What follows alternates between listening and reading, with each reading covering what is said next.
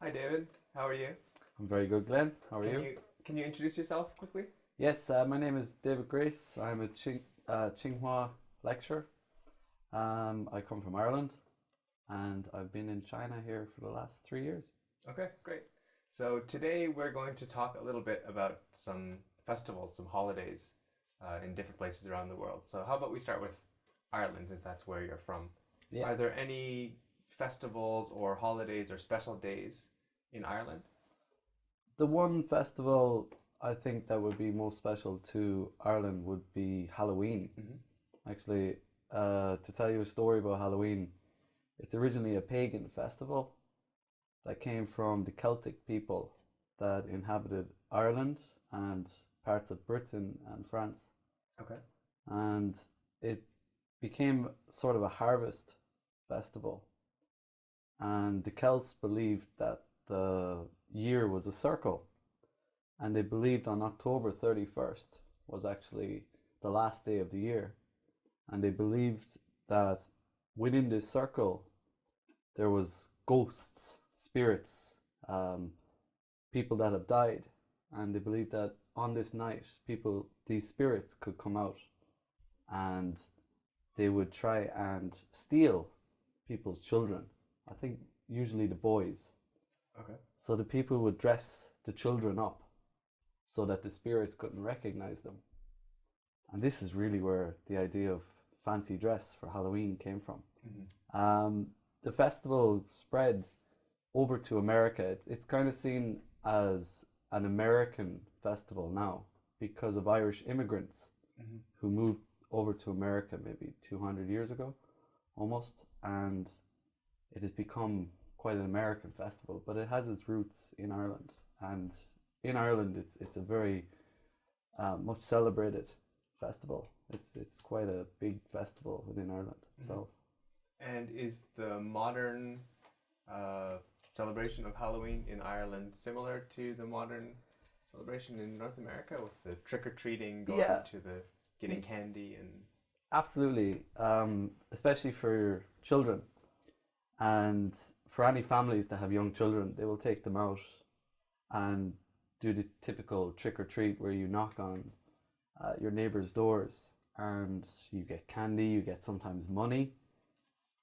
But for the older generations, it's actually very much celebrated by people in their 20s as well and 30s.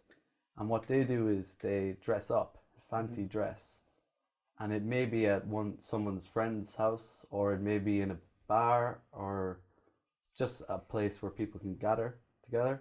And people would dress up in all sorts, and I guess it's quite a fun festival because for that night you can be someone else. Hmm. You Yeah. don't really have to play the part of yourself, and so I think it's quite an enjoyable festival for even adults and Okay. children. Yeah, that sounds quite similar to me coming from Canada as well. Mm, Our, I guess, interpretation of Halloween is quite similar.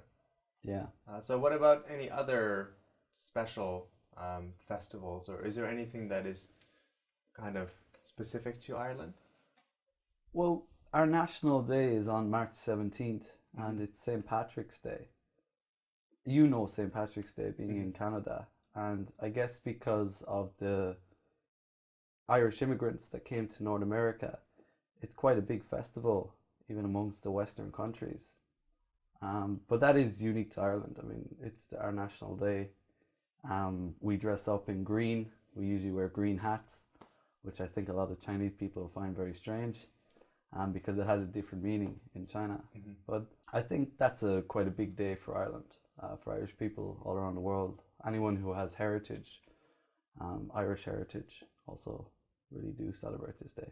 Do you And celebrate it in Canada? so we do celebrate St. Patrick's Day, but I guess it is kind of a celebration of Irish heritage. So Mm. people who have some Irish ancestry in their family will be very proud of that on that day. They'll wear green hats, drink Guinness, the Yeah. Irish beer, but with green coloring in it. Is that a thing that happens in? Not really, because I guess in Ireland you are Irish, so Yeah. you don't have to try and prove you're Irish. Okay. Um, we find this kind of not a strange tradition, but it's something we wouldn't follow.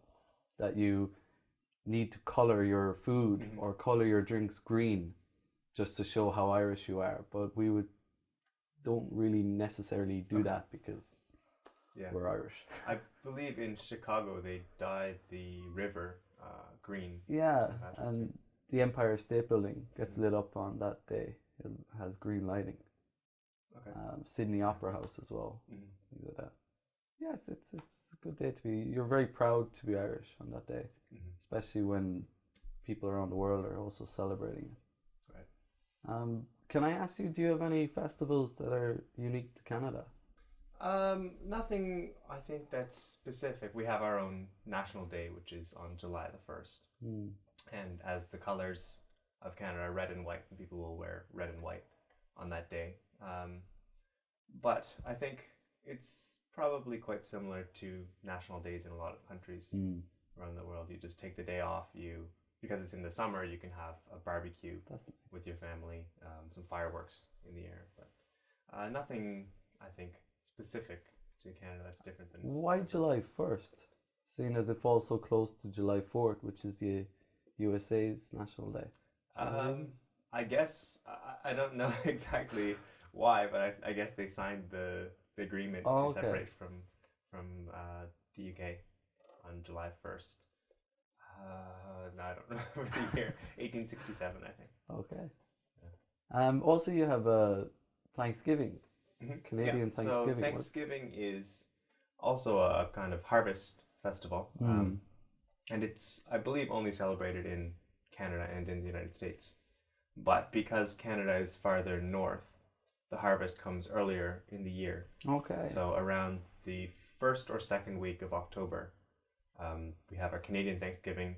In America, it's the fourth week of November.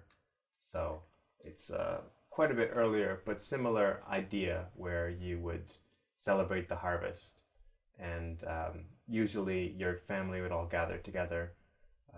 For some families, you may have as many as 20 or 30 people gather in one house. Okay. And you'll have a very large meal, which is usually a turkey, which is like a really big chicken, and it's stuffed with some bread stuffing, and some gravy is put over it, mashed potatoes, sweet potatoes, corn, all sorts of, I guess, fall foods would be eaten during that time. But yeah, we just kind of gather. It's a time to spend time with your family. Absolutely. I think most of your interviews had a tendency to move to food, so you must like food. I do like food, yes. Yeah, me too. I like food. Is there any festivals that you would celebrate here in China? Chinese festivals? Chinese festivals, I don't know too well, but what I do know is that the Lunar New Year is more important rather than the Solar New Year. So rather than people celebrating on December 31st, January 1st, it's usually sometime in January or February. And similar to, I guess, how we celebrate Christmas or Thanksgiving in Canada, in China there would be, the family would gather in one place and spend a few days together, again, eating a lot and shooting fireworks and other celebrations. A lot of festivals do center around food. It's something everyone can enjoy about any festival. I think so, yeah. But there is one thing about festivals. I think if you do understand the festival more, it's much easier to get into the spirit of that festival and to celebrate it. I think for some, maybe people outside of the Western countries, they don't really understand Halloween, or they don't understand Easter or Christmas, so it's very hard for them to celebrate it. So I think there is an importance to maybe understand some of the roots of the festival to really enjoy it. Same with Chinese festivals. The more I learn about them, the more I know about them, the more interested I become in them. So it's nice. It's nice to learn about festivals and cultures. Yeah, definitely. Yeah. Well, David, thank you very much for coming in today to talk about festivals.